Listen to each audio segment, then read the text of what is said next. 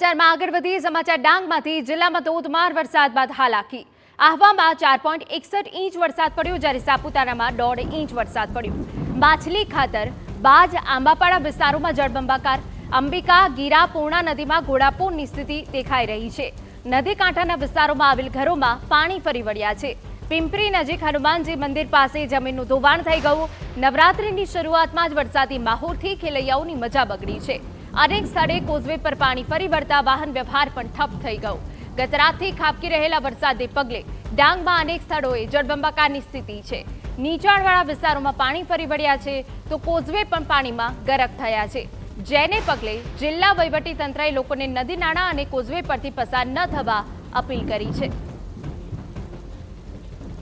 તો આ ડાંગની અમે આપને ટીવી સ્ક્રીન પર હાલત બતાવી રહ્યા છે ભારે વરસાદ પડ્યો છે